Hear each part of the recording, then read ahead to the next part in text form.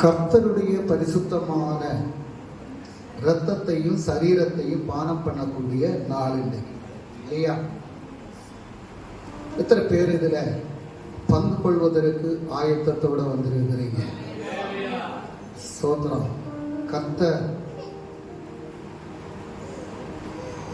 இதை எப்படி நமக்கு கொடுத்தார் அப்படின்னு சொன்னா, அவருடைய சரீரம் முழுவதையும், அவருடைய இரத்தம் முழுவதையும் நமக்காக அவர் கொடுத்தார். ஸ்தோத்திரம். அதனால தான் இன்றைக்கும் நம்ம என்ன செய்யறோம்? என்னுடைய சமூகத்தில் நிற்கிறோம். இன்னைக்கு பூமியை நம்ம பார்க்கும்போது, பூமியில ஒரு பரிசுத்தமான வாழ்க்கை வாழணும் அப்படின்னு சொல்லி நம்ம எல்லாருடைய மனசுலயே உண்டு.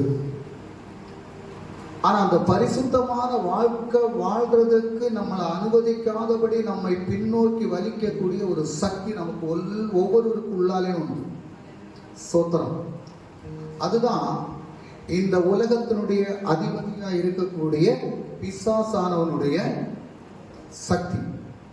அந்த சக்தியை நம்ம உடைச்சிட்டோம் அப்படின்னு சொன்னா நிச்சயமா நம்ம பரிசுத்தத்தோட வாழணும்.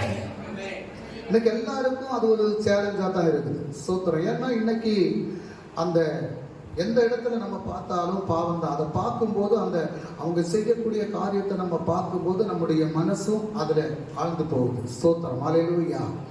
அப்போ பரிசுத்தமா வாழ்றது அப்படின்னு சொல்றது இன்றைக்கு சேலஞ்சான ஒரு விஷயமா இருக்குது.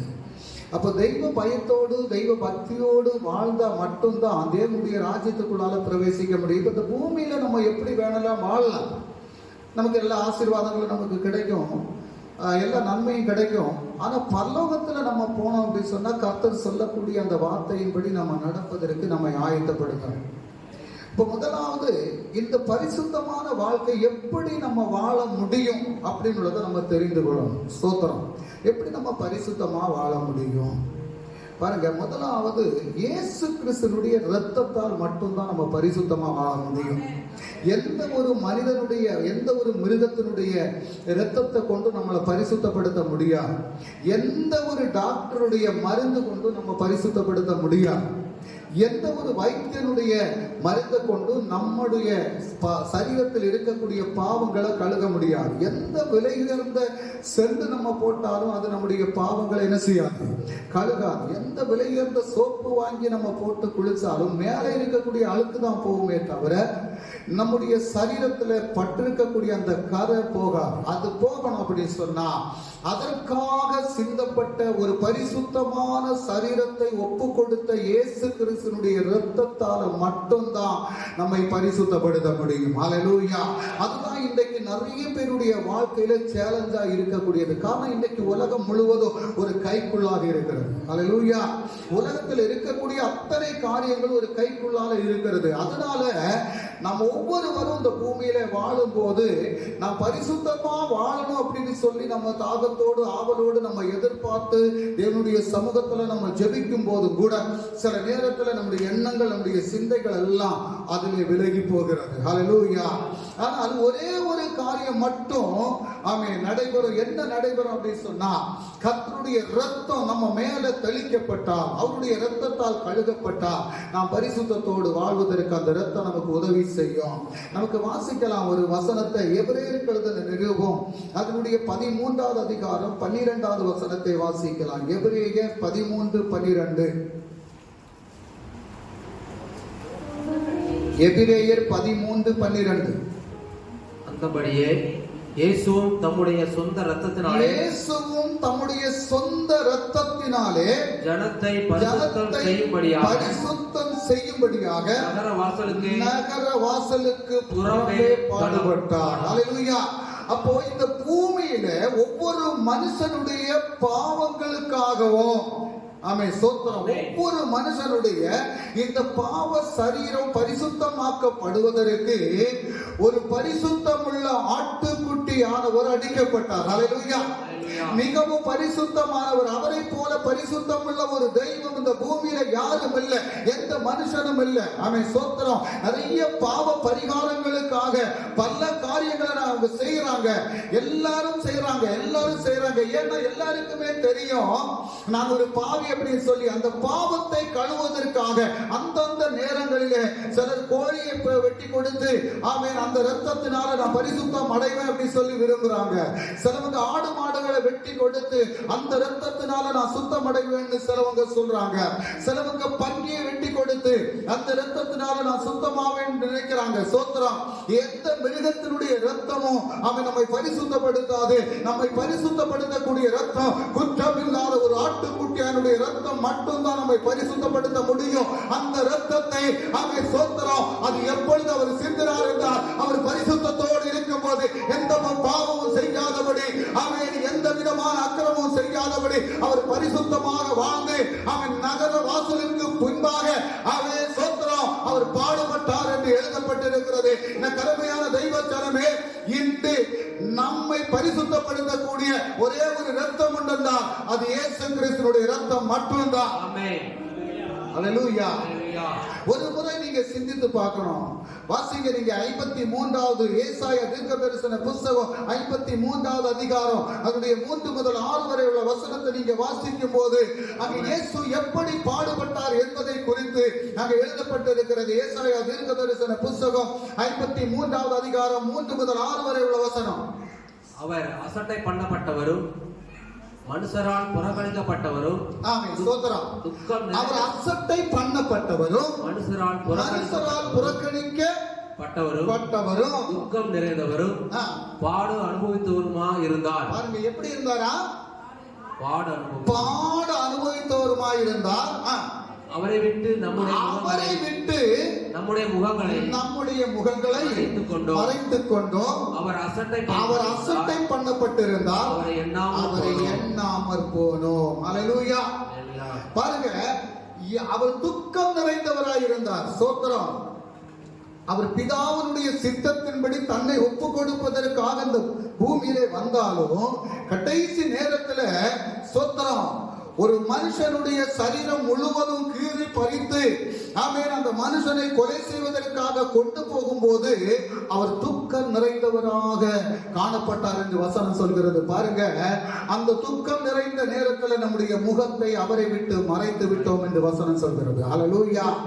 அன்றைக்கு ரோம படையாளிகளால் இயேசுவை துன்புறுத்தப்பட்டு ஆமென் ஸ்தோத்திரம் சிலுவை சுமக்க வைத்து அவருடைய சரீரம் முழுவதும் அடித்து கீறி ஆமென் ஸ்தோத்திரம் எந்திக்க முடியாதபடி ஆமென் ஸ்தோத்திரம் அந்த சிலுவையை சுமந்து கொண்டு அவர் போகும்போது அவருடைய சரீரத்திலிருந்து அந்த இரத்தம் சொட்டு சொட்டாக வடிந்தது.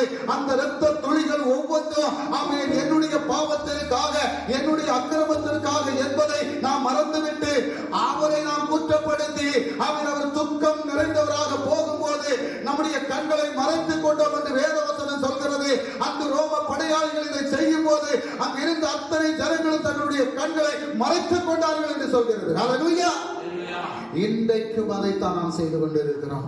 எனக்கு அருமையான தெய்வ பிள்ளைகளே, அதனுடைய அடுத்த வசனத்தை வாசி. அடுத்த வசனம், மெய்யாகவே அவர் நம்முடைய பாடுகளை ஏற்றுக்கொண்டு நம்முடைய துக்கங்களை சுமந்தார். ஆமென், அல்லேலூயா. நீ இன்றைக்கு துக்கப்படாதபடி இருப்பதற்காக உன்னுடைய பாடுகளை ஏற்றுக்கொண்ட உன்னுடைய துக்கங்களை ஏற்றுக்கொண்ட ஒரு இயேசு உண்டு. ஸ்தோத்திரம். இன்றைக்கு நீ துக்கத்தோடு இருப்பதற்கு காரணம் என்ன? அந்த இயேசு உனக்காக துக்கங்களை சுமந்தார் என்ற அந்த விசுவாசம் உனக்குள்ளால இல்லை. அல்லேலூயா. அந்த இயேசு என்னுடைய துக்கங்களை சுமந்து கொண்டார் என்ற விசுவாசம் உனக்குள் இல்லாதபடி இருப்பதனால் நீ இந்த துக்கங்களை சுமந்து கொண்டிருக்கிறார். அந்த இயேசு உன்னுடைய வியாதிகளை சுமந்து தீர்த்தார் என்ற விசுவாசம் உனக்குள் இல்லாதபடி இருப்பதனால் நீ இன்று வியாதியோடு நீ இருக்கிறாய். அல்லேலூயா. உன்னுடைய வியாதிகளை சுகப்படுத்துவதற்காக உன்னுடைய அக்கிரமங்களை மன்னிப்பதற்காக உன்னை பரிசுத்தப்படுத்துவதற்காக உன்னை கழுவுவதற்காக ஆமென் இயேசு அந்த பாட அனுபவித்தார் என்பதை நீ விசுவாசத்தோடு ஏற்றுக்கொள்ளும் போது அந்த விசுவாசம் உன்னுடைய சரீரத்தில் இருக்கக்கூடிய பாவ வழிகளை எல்லாம் மாற்றி உன்னுடைய வியாதியை மாற்றி உன்னை சுகப்படுத்தும் என்ற விசுவாசத்தில் வளரணும். ஆமென், அல்லேலூயா. அல்லேலூயா. பாருங்க, உன்னுடைய துக்கங்களை சுமந்தார். நாம் நாமோ அவர் தேவனால் அடிபட்டு வாதிக்கப்பட்டு சிறுமைப்பட்டவர் என்று எண்ணினோம். அடுத்த வசனம், 5வது வசனம். நம்முடைய மீறுதல் நிமித்தம் அவர் காயப்பட்டு நம்முடைய அக்கிரமங்கள் நிமித்தம் அவர் நொறுக்கப்பட்டார். என்ன சொல்லப்பட்டிருக்குது? நம்முடைய மீறுதல்கள், என்னுடைய மீறுதல்கள். அன்றைக்கு நான் செய்யத்தகாத பாவங்களை எல்லாம் செய்து வந்தது நிமித்தம், அவன் செய்ய கூடாத அக்கிரமங்கள் எல்லாம் செய்தது நிமித்தம் என் நிமித்தம் அடிக்கப்பட்டார், என் நிமித்தம் நொறுக்கப்பட்டார். அவன் பாடுகள் அனுபவித்தது எனக்காக என்ற ஒரு விசுவாசம் நாம் ஒவ்வொருத்தருக்கு உள்ளாலேயும், அவன் கிறிஸ்தவ பிள்ளைகள் ஒவ்வொருவருக்கு உள்ளாலே உண்டாகணும். ஹல்லேலூயா. இன்றைக்கு இயேசுவை நேசித்து இயேசுனுடைய வழிகளிலே நடக்க முடியாதபடி இருப்பதற்கு காரணம் அவர் செய்த அந்த பாடுகளை நாம் இன்னும் மனதிலே நினைக்கவில்லை. ஹல்லேலூயா. அன்று ரோம படையாளி செய்யும் போது அங்கிருந்த ஜனங்கள் முகத்தை மறைத்துக் கொண்டது போல இன்று நாம் முகத்தை மறைத்துக் கொண்டிருக்கிறோம். நம்முடைய ஆசீர்வாதங்களுக்காக ஜெபம் செய்து கொண்டிருக்கிறோம், நம்முடைய மேன்மைகளுக்காக ஜெபம் செய்து கொண்டிருக்கிறோம், நம்மை உயர்த்துவதற்காக நாம் ஜெபம் செய்து கொண்டிருக்கிறோம், நம்முடைய தேவைகளுக்காக ஜெபம் செய்து கொண்டிருக்கிறோம். அன்று அவன் எனக்காக இரத்தம் சிந்தின ஒரு இயேசு இருந்தது நிமித்தம் நான் தேவனுடைய சமூகத்தில் வந்திருக்கிறோம் என்ற விசுவாசத்தோடு தெய்வ சமூகத்தில் ஜெபிப்பதற்கு நம்மை ஆயத்தப்படுத்திக் கொண்டோம் என்றால் அந்த ஜெபம் தேவனுக்கு உகந்ததாக மாற்றப்படும். ஹல்லேலூயா. அந்த ஜெபம் தேவனுக்கு உகந்ததாக மாற்றப்படும் போது அவருடைய இரத்தம் நம்ம என்ன செய்யும்? கழுகும். ஹல்லேலூயா. நம்முடைய 6வது வசனத்தை வாசிக்கலாம். நாம் எல்லாரும் ஆடுகளைப் போல வழி தப்பி திரிந்து அவனவன் தன் வழியிலே போனோம். ஆமென். ஸ்தோத்திரம். கர்த்தரோ நம்ம எல்லாருடைய அக்கிரமத்தை விழப்பண்ணினார். அப்ப இந்த உலகத்துல இருக்கக்கூடிய அத்தனை பேருடைய அக்கிரமத்தையும் சுமந்து தீர்த்த ஒரு ஆட்டுக்குட்டியானவர். ஹல்லேலூயா. அவருடைய 5வது வசனத்துல கடைசி பகுதியில எழுதப்பட்டிருக்கிற ஒரு காரியத்தை வாசிக்கலாம். அவருடைய தழும்புகளால் குணமாகிறோம். ஹல்லேலூயா. இந்த பூமியில எந்த பெரிய வியாதியாக இருந்தாலும் சரி, ஸ்தோத்திரம், எந்த மரண கட்டுகளாக இருந்தாலும் சரி, எந்த சாத்தானுடைய கிரியைகளாக இருந்தாலும் சரி, அவருடைய தழும்புகளால் நான் சுகமாவேன் என்ற விசுவாசம் நமக்கு உண்டென்றால் அவருடைய தழும்புகளால் நமக்கு ஒரு சுகம் உண்டாகும். அது மட்டுமல்ல, நம்முடைய பாவத்திலிருந்து நமக்கு ஒரு விடுதலை உண்டாகும், நம்முடைய பாவ சரீரம் பரிசுத்தமாக்கப்படும். ஹல்லேலூயா. கர்த்தருடைய சமூகத்துல நம்ம ஒப்பு கொடுக்கணும். அவர் விரும்புகிற பிரகாரம் நடப்பதற்கு நம்மை ஆயத்தப்படுத்தும் போது நம்முடைய வாழ்க்கையில் ஒரு பெரிய மாற்றத்தை காண முடியும், ஒரு பெரிய விடுதலையை காண முடியும், ஒரு பெரிய சுகத்தை காண முடியும். ஹல்லேலூயா. அப்போ நம்முடைய பாவத்தை மன்னிக்கக்கூடிய இயேசு கிறிஸ்துவினுடைய இரத்தத்தால் நாம் பரிசுத்தம் அடைய முடியும். அந்த இரத்தம் எப்படி சிந்தப்பட்டது, எதற்காக சிந்தப்பட்டது, எந்த இடத்திலே சிந்தப்பட்டது, எப்பொழுது சிந்தப்பட்டது, அது எப்படி சிந்தப்பட்டது என்பதை குறித்து நாம் அறிந்து கொள்ள வேண்டும். ஹல்லேலூயா. அப்போ ஒவ்வொரு நாளும் வேதத்தை நாம் வாசிக்கும் போது, வேத வசனத்தை எடுத்து நாம் வாசிக்கும் போது அவருடைய முகத்தை தரிசிப்பதற்கு நம்மை ஆயத்தப்படுத்தக்கூடிய அந்த தேவனுடைய வார்த்தைகளை படித்து, அப்பா நான் நம்முடைய முகத்தை தரிசிக்க வேண்டும். அப்ப எத்தனை பேர் நீங்க ஜெபம் பண்றீங்க? ஹல்லேலூயா. ஸ்தோத்திரம். நான் பல நாள் ஆண்டவருடைய சமூகத்துல நான் கேட்டதுண்டு. நிறைய பேர் சாட்சி சொல்றாங்க, நான் இயேசு அப்படி தரிசிச்சேன், இப்படி தரிசிச்சேன், ஆண்டவர் என்கிட்ட முன்னால வந்து நின்னாரு, முன்னால வந்து பேசினார் அப்படின்னு சொல்லி. ஸ்தோத்திரம். ஹல்லேலூயா. நான் ஆண்டவர்கிட்ட 17 வருஷமா கேட்டுட்டு இருக்கிறேன். ஸ்தோத்திரம். ஹல்லேலூயா. அதுபோல ஒரு சாட்சியை என்ன நடத்தணும் ஆண்டவரே அப்படின்னு சொல்லி. ஸ்தோத்திரம். நான் உம்மை தரிசிக்கணும்பா, என்னுடைய குறைவுகளை நீர் மாற்றுவாங்க. ஆமென். ஸ்தோத்திரம். நம்முடைய குறைவுகளை சரிபடுத்தக்கூடிய ஒரே ஒரு தெய்வம் என்றால் அது இயேசு கிறிஸ்து மட்டும்தான். ஹல்லேலூயா. ஹல்லேலூயா. அவர் பட்சபாதம் உள்ள தேவன் அல்ல. ஆமென். நீ கூப்பிடும் போது உன்னுடைய சத்தத்திற்கு பதிலை தரக்கூடிய தேவன். ஆமென். அவருக்கு விருப்பமான காரியத்தை நீ கேட்கும் போது அந்த விரும்பக்கூடிய காரியத்தை செய்யக்கூடிய தேவன். ஹல்லேலூயா. ஹல்லேலூயா. ஸ்தோத்திரம். ஸ்தேவான் என்ற ஒரு தெய்வ மனுஷன் இருந்தான். ஹல்லேலூயா. அந்த மனுஷன் சுவிசேஷம் அறிவித்ததற்காக அந்த மனுஷனை கல்லெறிஞ்சு கொன்னாங்க. ஒரு முழங்காலிலே நின்றார். அவர் தேவனை நோக்கி பார்த்தார். ஹல்லேலூயா. அவர் தேவனை நோக்கி பார்த்து தன்னுடைய ஜீவனை விட்டார் அப்படின்னு சொல்லி வசனத்தில் எழுதப்பட்டிருக்கிறது. எனக்கு அருமையான தெய்வச்சனமே, அந்த தேவனை நாம் தரிசிப்பதற்கு நம்மை ஆயத்தப்படுத்திக் கொள்ள வேண்டும். இந்த பூமியில நம்ம எந்த வேணும்னாலும் நம்ம சம்பாதிக்கலாம், ஆனா கர்த்தரை மட்டும் நம்ம இழந்து போனோம் அப்படின்னு சொன்னா திரும்ப அது சம்பாதிக்கவே முடியாது. கர்த்தருடைய அன்பை இழந்து போனோம் அப்படின்னு சொன்னா திரும்ப அந்த அன்பை நம்ம பெற்றுக்கொள்ளணும்னா ரொம்ப பாடுகள் அனுபவிக்கணும். அதனால தேவனுடைய சமூகத்தில் அவருடைய இரத்தத்தால் பரிசுத்தம் அடைவதற்கு தேவனுடைய சமூகத்தில் நம்ம ஒப்பு கொடுக்கணும். இரண்டாவது காரியம் பாருங்க, நாம் எப்படி பரிசுத்தமாக வாழ முடியும் என்றால், ஆமென், அவருடைய வசனத்தினால். அவருடைய வசனம் ஜீவன் உள்ளது. அந்த வசனத்தை நாம் ஏற்றுக்கொண்டு அந்த வசனத்தின்படி நடக்கும் போது அந்த வசனம் நம்மை பரிசுத்தப்படுத்தும். ஹல்லேலூயா. யோவான் எழுதின சுவிசேஷம் அதனுடைய 17வது அதிகாரம் 17வது வசனத்தை வாசிக்கலாம். யோவான் எழுதின சுவிசேஷம் 17வது அதிகாரம் 17வது வசனம். உம்முடைய சத்தியத்தினாலே அவர்களை பரிசுத்தமாக்கும், உம்முடைய வசனமே சத்தியம். ஹல்லேலூயா, ஹல்லேலூயா, ஹல்லேலூயா. உம்முடைய சத்தியத்தினாலே அவர்களை பரிசுத்தமாக்கும், உம்முடைய வசனமே சத்தியம். சத்தியம். ஹல்லேலூயா. இரண்டாவது என்ன அப்படின்னு சொன்னா, இந்த சத்திய வேத புத்தகத்தில் இருக்கக்கூடிய ஒவ்வொரு வார்த்தைகளும் நம்மை பரிசுத்தப்படுத்தும். ஹல்லேலூயா. இந்த வசனத்தை படிக்க படிக்க படிக்க படிக்க நம்முடைய இருதயத்தினுடைய எண்ணங்கள் சிந்தைகள் எல்லாம் மாற்றப்பட்டு கொண்டே இருக்கும். சில நேரத்தில் பிசாசு பல சிந்தைகளை கொண்டு வருவான். அவனுடைய சிந்தைகளை உடைத்தெறிந்து அவன் தேவ வசனத்திலே நிலைத்திருக்கும் போது அவன் பிசாசுடைய கல்லறை சோத்திரம் திறந்து அவன் வெளியே கொண்டு வந்தது போல உன்னை கர்த்தர் வெளியே கொண்டு வருவான். ஹல்லேலூயா. ஆமென். ஸ்தோத்திரம். இன்னைக்கு லாசரு மரித்து போனார் அப்படின்னு சொல்லி எல்லாருமே என்ன செய்தாங்க? அழுதாங்க. ஸ்தோத்திரம். எல்லாரும் அழுதாங்க. சகோதரிகள் 2 பேரும் பயங்கரமா அழுதாங்க. இயேசு நேசிக்கக்கூடியவர் லாசரு தான். ஆனா ஏன் அவர் மரித்தார்? ஸ்தோத்திரம். ஹல்லேலூயா. எதற்காக மரித்தார்? யாருக்குமே தெரியாது. கர்த்தருடைய நாமம் மகிமைப்படுவதற்காக லாசரு மரித்தார். ஹல்லேலூயா. ஆமென். கர்த்தருடைய நாமம் அங்கு மகிமைப்பட்டது. எனக்கு அருமையான தெய்வச்சனமே, உன்னையும் என்னையும் இயேசு கிறிஸ்து இரத்தத்தால் மீண்டெடுத்திருக்கிறார் அப்படின்னு சொன்ன அவருடைய நாம மகிமைக்காக நம்மை மீண்டெடுத்து வைத்திருக்கிறார். ஹல்லேலூயா. லாசருவை போல மரித்து அவன் கல்லறையிலே கொண்டு போட்டாலும் சோத்திரம். ஆமென். உண்மையில் வைத்திருக்கக்கூடிய அந்த திட்டம் நிறைவேற்றப்படுவதற்கு மரித்த லாசருவை உயிரோடு எழுப்பி கொண்டு வந்தது போல உன்னையும் என்னையும் உயிரோடு எழுப்பக்கூடிய தேவனுடைய வசனம். ஹல்லேலூயா. அந்த வார்த்தை நமக்கு உள்ளாக போனோம். ஸ்தோத்திரம். ஹல்லேலூயா. அந்த வார்த்தை நம்முடைய சரீரத்தில் இருக்கக்கூடிய ஒவ்வொரு அவயவங்களுக்குள்ளாலே போனோம். அந்த வார்த்தையை நம்ம படிக்கணும். அந்த வார்த்தையின்படி நம்ம நடப்பதற்கு நம்மை ஆயத்தப்படுத்தணும். அந்த வார்த்தை நம்மை பரிசுத்தப்படுத்தும். ஆமென், ஆமென். யாராலையும் பரிசுத்தப்படுத்த முடியாது. ஆமென். உலகத்தில் அநேக புக்குகள் இருக்குது. பகவத்கீதை இருக்குது. ஸ்தோத்திரம். குர்ஆன் இருக்குது. ஆனா அதுலயும் எழுதி இருக்குது பரிசுத்தப்படுத்துவது இயேசு கிறிஸ்துவினுடைய இரத்தம் அப்படின்னு சொல்லி. பகவத்கீதையில எழுதி இருக்குது பரிசுத்தப்படுத்துவது ஒரு ஆட்டுக்குட்டியானுடைய இரத்தம் அப்படின்னு சொல்லி. அது எல்லாருக்குமே தெரியும். ஹல்லேலூயா.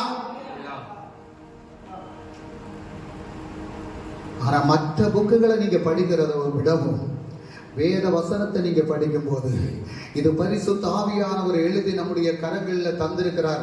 இந்த இதுக்குள்ளால இருக்கக்கூடிய வசனங்களை நீங்க படிக்க படிக்க உங்களுடைய வாழ்க்கையில ஒரு பெரிய மாற்றம் வரும், ஒரு பெரிய பரிசுத்தம் வரும், அவன் ஒரு பெரிய விடுதலை வரும், ஒரு பெரிய சமாதானம், ஒரு பெரிய சந்தோஷம் வரும். அதை நீங்க பெற்றுக்கொள்வதற்கு உங்களை ஆயத்தப்படுத்தணும். ஹல்லேலூயா, ஹல்லேலூயா. யோவான் எழுதின சுவிசேஷம் 8வது அதிகாரம் 32வது வசனத்தை நாம வாசித்தோம் அப்படின்னு சொன்னா வசனம் சொல்லுது. என்ன சொல்லுது? 8:32. சத்தியத்தை அறிவீர்கள், சத்தியம் உங்களை விடுதலையாக்கும். சத்தியத்தை அறியுங்கள், சத்தியம் உங்களை விடுதலையாக்கும். அந்த சத்தியம் என்னது? கர்த்தருடைய வார்த்தை. ஹல்லேலூயா. இந்த வார்த்தை தான் நம்மளை என்ன செய்யுமா? பரிசுத்தப்படுத்த நம்மை விடுதலையாக்கும். 3வது காரியம், பரிசுத்த ஆவியானவரால் நாம் பரிசுத்தமடைய முடியும். 2 தெசலோனிக்கேயர் அதனுடைய 2வது அதிகாரம் 2 தெசலோனிக்கேயர் 2வது அதிகாரம் 13வது வசனத்தை வாசிக்கலாம்.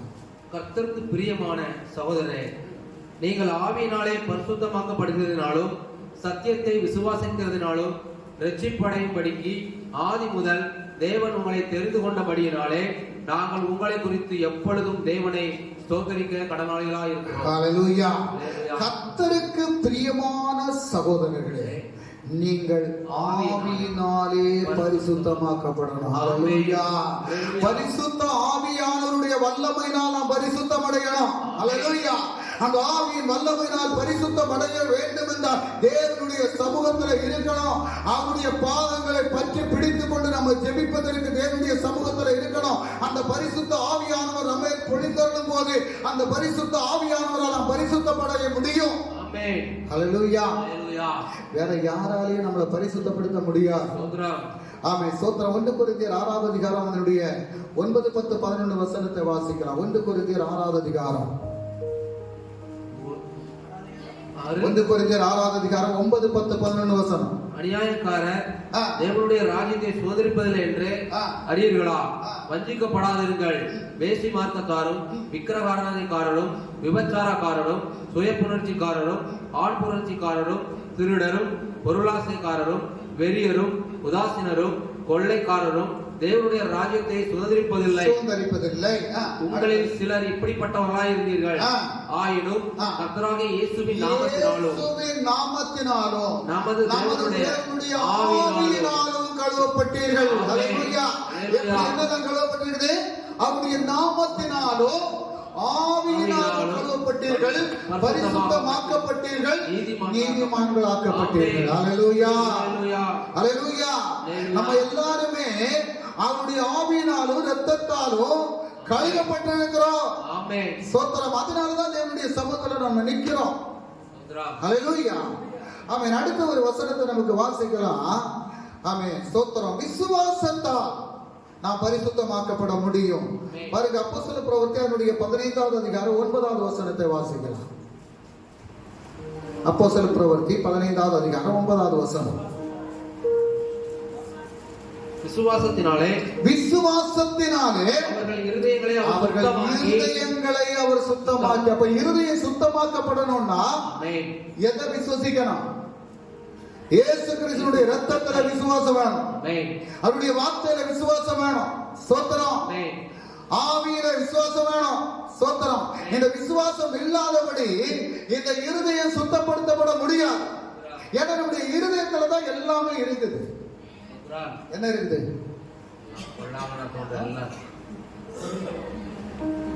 இருதயத்துல என்ன இருக்கு?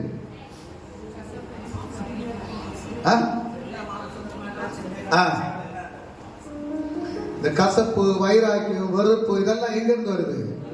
இதெல்லாம் யாரு கொண்டு வர்றது? யாரு கொண்டு வர்றது? சாத்தான் கொண்டு வரான்.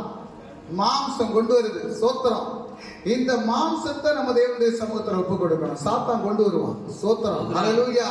நம்ம சாத்தானுக்கு இடம் கொடுத்தா சாத்தான் கொண்டு வருவான். ஹalleluya. சோத்திரம். நம்ம எல்லாரும் உடனே சாத்தானை தான் குறை சொல்லணும். வேற ஒரு வழி இல்லை. அவனை மட்டும்தான் நம்ம குறை சொல்ல முடியும். ஹalleluya.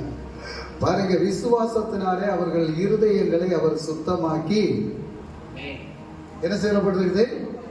நமக்கு அவர்களுக்கு யாரும் வித்தியாசம் இராதபடி செய்தார். ஹalleluya. அப்ப ஒன்று, இயேசு கிறிஸ்துவினுடைய இரத்தத்தால நம்ம பரிசுத்தம் அடைய முடியும். இரண்டாவது, அவருடைய வசனத்தால பரிசுத்தம் அடைய முடியும்.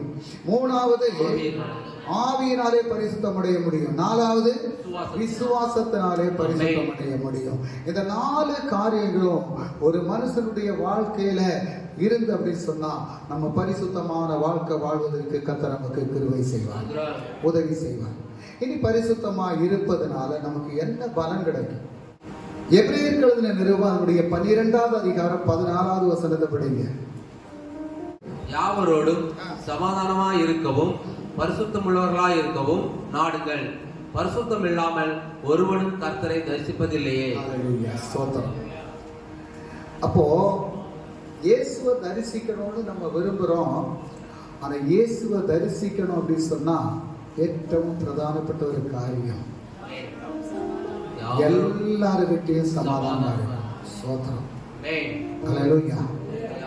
யாவரோடும் சமாதானமாய் இருக்கணும். பக்கத்து சேர்ல இருந்து ஆராதிப்போம். ஸ்தோத்திரம். என்ன, பக்கத்து சேர்ல தான் இருப்போம். ஆனா பக்கத்து சேர்ல இருக்கக்கூடியவங்களுக்கு ஒரு பிரைஸ் சொல்ல மாட்டோம். அப்ப என்ன செய்யணுமா? யாவரோடும் சமாதானமா இருக்கணுமா? அப்ப எல்லாருக்கிட்டையும் நம்ம சமாதானமா இருந்தா தான் என்ன செய்ய முடியும்? வராதவங்கள்ட்ட கேட்க முடியும். ஸ்தோத்திரம். ரெண்டாவது, ஒரு காரியம் என்ன அப்படின்னு சொன்னா, நம்ம பரிசுத்தமா வாழ்ந்தா அற்புதங்களை காண முடியும். யோசுவாவின் புஸ்தகம் 3வது அதிகாரம் 5வது வசனத்தை படிங்க. யோசுவாவின் புஸ்தகம் 3வது அதிகாரம் 5வது வசனம். யோசுவா ஜனங்களை நோக்கி உங்களை பரிசுத்தம் பண்ணிக் கொள்ளுங்கள். நாளைக்கு கர்த்தர் உங்கள் நடுவிலே அற்புதங்களை செய்வார்கள். ஹல்லேலூயா. உங்களுக்கு இன்றைக்கு அற்புதம் நடக்கணும் அப்படின்னு சொன்னா, இன்றைக்கு உங்களுடைய வாழ்க்கையில் ஒரு மாற்றம் உண்டாகணும் சொன்னா, இன்றைக்கு உங்க மேல இருக்கக்கூடிய சோத்திரம் பலவீனங்கள் மாற்றப்பட வேண்டும் என்றால், கர்த்தருடைய இரத்தத்தால பரிசுத்தம் அடையும் போது கர்த்தர் ஒரு அற்புதத்தை உங்க மேல செய்வார். ஹல்லேலூயா. அவருடைய இரத்தத்திற்கு அந்த வல்லமை உண்டு. அவருடைய இரத்தத்திற்கு வல்லமை உண்டு. நீ பரிசுத்தம் அடையும் போது, தேவனுடைய வார்த்தையின்படி நடக்கும் போது, அவருடைய இரத்தத்தால் நீ கழுகப்படும் போது, உன்னுடைய சரீரத்தில் இருக்கக்கூடிய எல்லா விதமான பாகங்களும் ஒரு பெரிய மாற்றத்தை காணும். ஹல்லேலூயா. ஒரு பெரிய மாற்றத்தை காணும். நம்முடைய சிந்தைகள் மாறும், நம்முடைய எண்ணங்கள் மாறும், நம்முடைய சரீரத்தில் இருக்கக்கூடிய பலவீனங்கள் மாறும், நம்முடைய சுபாவங்கள் மாறும். எல்லாத்துக்கும் ஒரு மாற்றத்தை கர்த்தர் தருவார். அவருடைய இரத்தத்தால் பரிசுத்தம் அடையணும். ஹல்லேலூயா. அதற்காகத்தான் இயேசு நம்மளை பரிசுத்தமாக இருக்க சொல்றார். எதற்காக பரிசுத்தமாக இருக்கணும்? அற்புதங்களை காணணும். எத்தனை பேர் அற்புதங்களை காணணும்னு விரும்புறீங்க? ஸ்தோத்திரம். எல்லாரும் தெய்வ சமூகத்தில் எழுந்து நிலுங்க பார்ப்போம்.